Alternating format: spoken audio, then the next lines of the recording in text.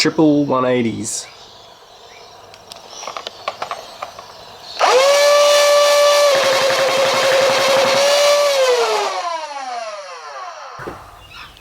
Alright, so what we've got here is a Rapidstrike motor and loom kit. This is specifically a Extreme Pro 180 setup, but with the difference it's got a Keg 180 pusher motor. In all our Rapidstrike kits we have got a Rhino motor as a pusher motor. So this is a bit of a custom setup. So we're gonna test this loom and motor kit. As always use alkaline batteries for the initial tests. Do not ever use a LiPo or any other battery pack for that matter.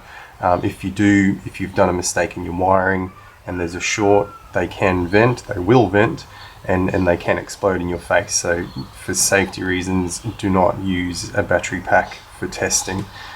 We've got the 4 AA batteries here and we've got that hooked up to the XT60 connector. So we're going to give this one a test, make sure everything's working okay. I've got some extra wires here. I'm going to hook up a voltmeter to that eventually. We've got the rev trigger here, rev trigger switch, firing trigger switch, and this is the pusher cutout switch. Of course we've got flywheel motors here, pusher motor, and that's about it. So as you can see, when we press the rev trigger, that's actually spinning the flywheels and the pusher motor. Because this switch is not switched,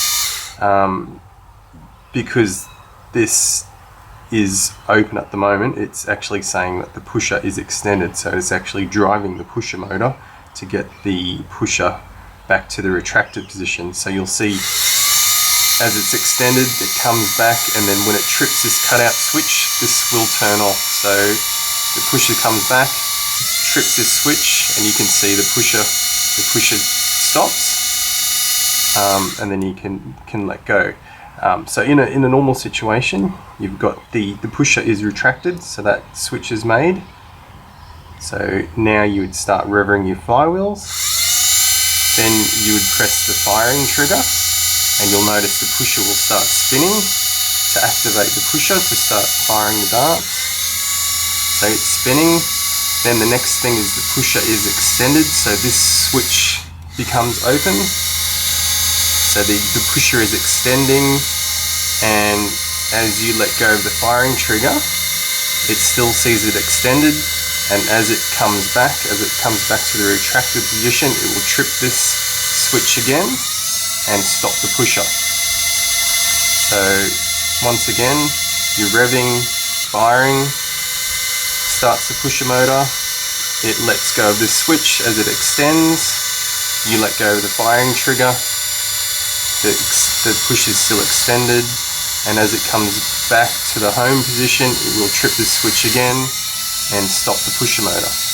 So this all happens very quickly, of course, but we're using AA's and we're using my fingers as a tripping mechanism. So that's basically how the cycle works. So this loom and motor kit seems to be working quite fine. So we'll be able to install that. Alright, so we've got our Rapidstrike Stage 3 kit all installed in the Rapidstrike.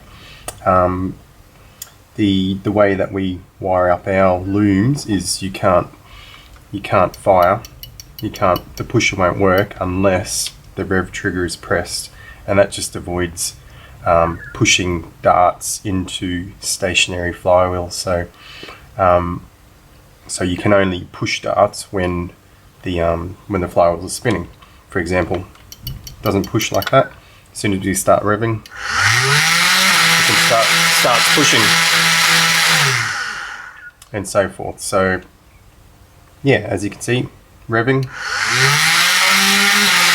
pushes darts, and you can even see with even just the slightest press, you can see how the cutout switch works. So it extends out, and by the time it's about here, we let go, and it cycles all the way back by itself. And as soon as it trips this switch, it cuts out the pusher. So if you can look quickly,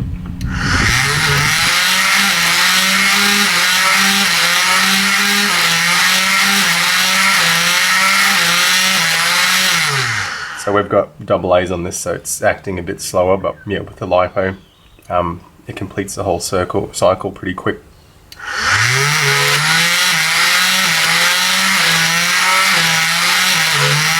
So it's when the cutout switch is activated, that's when it activates the motor braking. So yeah, with the double A's, of course, if we're just doing it really quick, it's still in that braking cycle. So once we get past that, that's when it disengages this switch. It does a complete cycle and comes back and brakes again.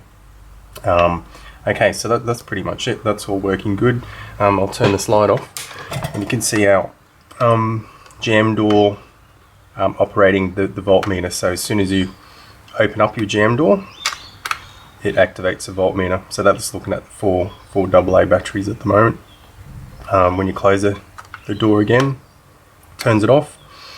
Open the jam door, turns it on. So that's really a handy feature, using the existing jam door switch. And the jam door switch should always be reinstalled, because if you don't, and you're revving your blaster or using it in a war, in a game, it can actually vibrate open. So that just helps as a stopper to stop that jam door opening.